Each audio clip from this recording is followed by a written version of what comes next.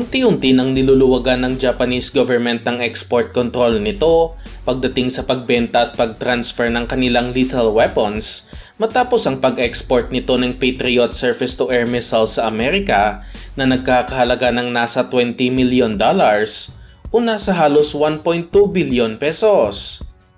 Ang bansang Japan din ang nanalo sa frigate project ng Royal Australian Navy na kung saan nasa 11 upgraded na Mogami-class guided missile frigates ang bibilhin ng Australia mula sa Japan at ito ang papalit sa kanilang mga lumang Anzac-class frigates na halos 3 dekada na rin nagsiserbisyo sa kanilang bansa. Nagkakahalaga ng nasa $6.5 billion ang proyektong ito at ang mga Mogami-class ay mga lethal weapons na rin dahil isa itong warship. Katulad din sa nakatakdang itatransfer ng mga Abukuma-class destroyer escorts para sa Philippine Navy na kung saan sinasabing 3 dito ang mapupunta sa ating bansa at napuntahan na rin ito ng ating mga opisyalis upang inspeksyonin ang barko. Ang pag-transfer din ng mga Abukuma-class destroyer escorts ang magbubukas ng pinto para sa mga Japanese shipbuilding company na i-offer ang kanilang mga bagong gawang warships tulad din ng Mogami-class frigate at tumaasa tayong ikukonsidera din ito ng Philippine Navy. At nitong mga nakaraang araw lamang ay naging usap-usapan din ang patungkol sa pagbebenta ng Japan sa Pilipinas ng kanilang Type 03 Medium Range Air Defense System upang mas mapalakas palalo ang pangdepensa ng ating airspace. Ito ang weapon system na hindi nagustuhan ng China dahil kapag binenta umano ito ng Japan sa Pilipinas ay masisira ang kapayapaan sa rehiyon at makikita talagang nababahala sila sa Japanese weapon system at sana nga ibilhin ito ng ating bansa. Pagdating naman sa Philippine Army, naging usap-usapan din doon na pinaplano ding i-transfer ang Type 74 main battle tank para sa ating bansa, ngunit hanggang sa ngayon ay pinag-aaralan pa umano ang offer at kung matutuloy nga ito ay magkakaroon na talaga ng totoong main battle tank ang Pilipinas. Ating matatandaan na maraming ibinalita noon na planong i-transfer ng mga armas mula sa Japan, ngunit hindi matuloy-tuloy at wala na tayong balita at dahil ito sa export control ng Japan pagdating sa lethal weapons, kaya hindi pwedeng i-transfer ang mga ito sa Pilipinas. At dahil sa nakatakdang tatanggalin na talaga ng tuluyan ang export control ng Japan pagdating sa lethal weapons sa susunod na taon, dito na natin talaga makikita ang sunod-sunod na pagdating ng mga Japanese weapons para sa ating bansa, tulad na lang ng Type 74 main battle tank, at kapag makuha ito ng Philippine Army, ito ang magbubukas ng pinto upang ibenta ng Japan sa Pilipinas ang kanilang Type 10 main battle tank na gawa ng Mitsubishi Heavy Industries. Ang Type 10 ang pinakamagaan na modernong main battle tank sa buong mundo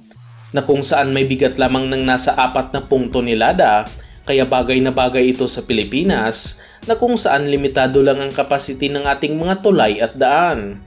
Hindi ito masyadong nagkakalayo sa bigat ng ating Sabra light tanks na kung saan may bigat na umaabot sa 33 tons. Ngunit ang malaking pinagkaiba ay ang mas makapal na armor ng Type 10 main battle tank na kayang salagin ang 120mm armor piercing na bala. Armado din ito ng mas malaking 120mm 44 caliber smoothbore cannon na mayroong automatic na loader at 2 heavy machine gun bilang secondary gun nito at nasa 3 katao lamang ang kailangan upang i-operate ang armored vehicle. Matindi din ang maneuvering ability ng naturang tangke na kung saan may top speed ng nasa 70 km/h at pareho din ang top speed nito kapag umaatras, kaya mabilis ito na makapagpalipat-lipat ng pwesto.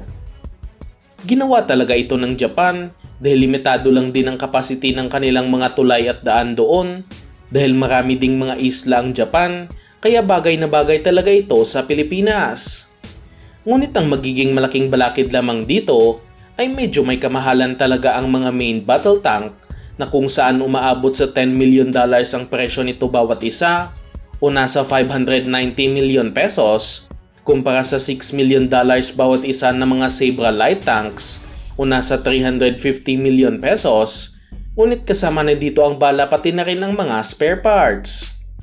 Kung kayo ay nagtataka Kung bakit kakailanganin ng Pilipinas ang mga main battle tanks, ito ay dahil sa pwede itong gamitin sa lokal na mga engkwentro, katulad ng nangyari sa gyera sa Marawi, na kung saan nahirapan ang ating mga armored vehicles doon dahil mayroong mga RPG ang kalaban, at hindi ito magiging problema kapag mayroong main battle tank ang army.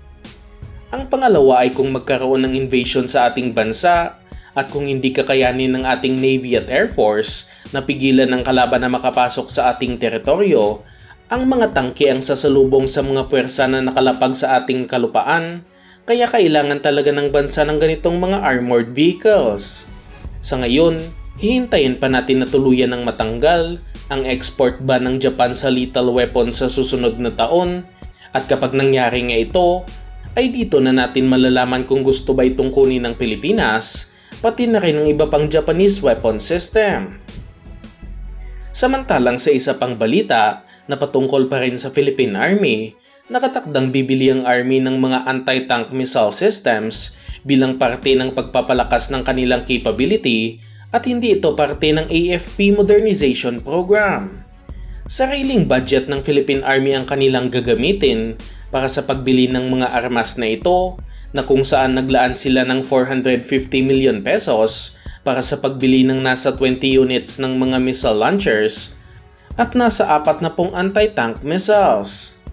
Isa sa malaki ang tsansa na manalo sa proyekto ay ang LIG Nex 181K Raybolt anti-tank missile system, dahil na rin nakapag-order na ang Philippine Army nito noong taong 2024 upang matesting nila ang South Korean-made weapon na mas mura kumpara sa ibang ino-offer sa ating bansa. May range ang 81K Raybolt ng nasa 3 kilometers at kayang wasakin ng anumang armored vehicle sa isang tirahan lamang, at konektado pa rin ito sa ating sinabi kanina na kung hindi kakayanin ng Navy at Air Force na pigilan ng kalaban kung sakaling may umatake sa ating bansa, ay ang mga main battle tank at anti-tank missile system ang sasalubong sa mga ito. Maliban sa 81K Raybolt, inaasahang ang kakalaban sa offer na ito ng South Korea ay ang Javelin anti-tank missile ng Estados Unidos, na kung saan mas proven na klase ng armas dahil na rin sa ilang beses na itong nagamit sa totoong gyera, at ilang libong mga armored vehicles nang napatumba nito.